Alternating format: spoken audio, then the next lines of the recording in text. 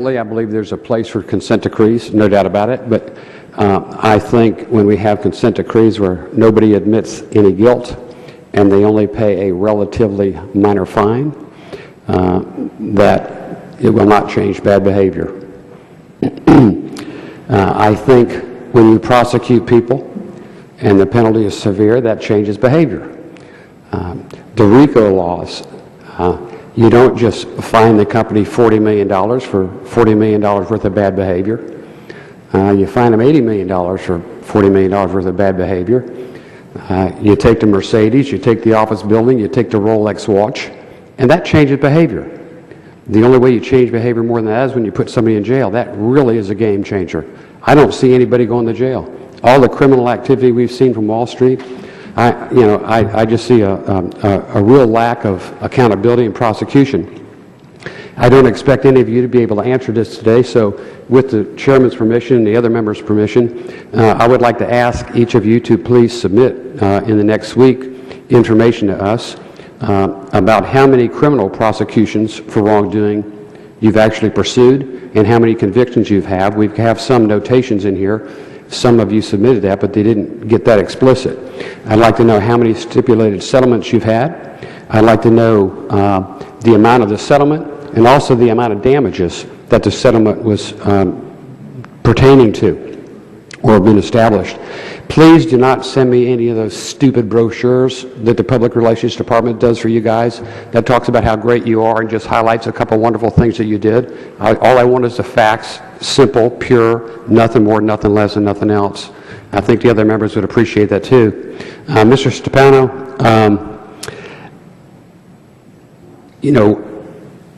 I think overregulation is a problem.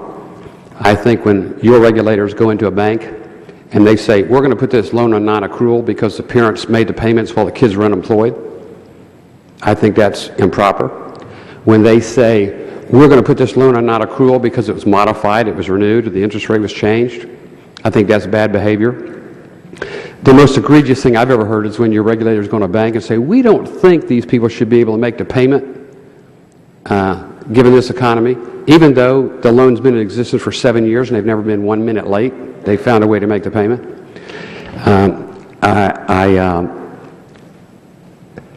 I think it's egregious when your regulators break the rules provided by the Fed that says you shouldn't mark down a loan or put a loan on non-accrual just because the appraisal's upside down. You know, we've got a lot of bad behavior by regulators too, and I'd like to know who holds them accountable. The old appeal used to be to their boss. But I want to know if there's an outside agency that objectively looks at abuse by regulators, because I think that's happening. We've talked about it in here. We've got nodding of heads from the Secretary of Treasury, the Chairman of the Federal Reserve, the former Chairwoman of the FDIC. So this is not something that we're all imagining up here. That's just a reality outside the Beltway, where a lot of people in the real world have to live and make a living every day, despite what's happening in Washington. So I'd like to know if any of you have investigated in your investigations the compensation committees who have awarded the prima donna CEOs multi-million-dollar bonuses as they have the helm of a sinking ship, all at the stockholders' expense. I think it was Andrew Jackson who said something to the effect of it should be a crime when people profit by investors' money and gobble up the proceeds in their own bonuses, then turn around and stick the stockholders, the investors, with the losses. They don't count those. And I'd like to know, also put in your reference to us, how many compensation committees you've investigated for impropriety and abusing stockholders' money.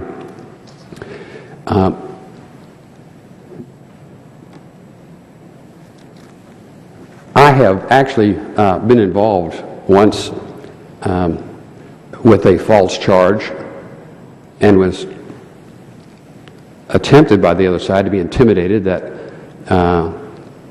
even though it may have been wrong, it would cost me so much in legal fees so that for 25% of that they would be glad to settle. And I basically told them, at the end of the day, you're going to own everything I have or you're going to have nothing. and they didn't have a good enough case to pursue it. But I can't think that I'm an exception to the rule, that there's a lot of people being shaken down across America every day, wrongfully shaken down. I want to see some wrongdoers go to prison. I think it's an obligation of yours to see that that happens, because that's the best way, the surest way we're going to change the process. We're going to change the paradigm. We're going to change the behavior of people who have been getting away with wrongdoing for way too long in this country. Thank you, Mr. Chairman. I'm sorry, if I could just respond briefly. Congressman, we'll pass your request along to the Department of Justice, but we don't have criminal authority. We can't put anyone in jail, and I don't believe my colleagues here either. That's the province of the Department of Justice, but I will be happy to pass along your request. Mr. Chairman? Yes, go ahead. I have asked the Department of Justice for the exact same information I've asked you for, and I'm having difficulty getting it from the Department of Justice. So you should know what referrals you've given to the Department of Justice and what the outcome of that referral is. And I should be able to get that information from you, even if the Department of Justice have not been that forthcoming so far. Thank you.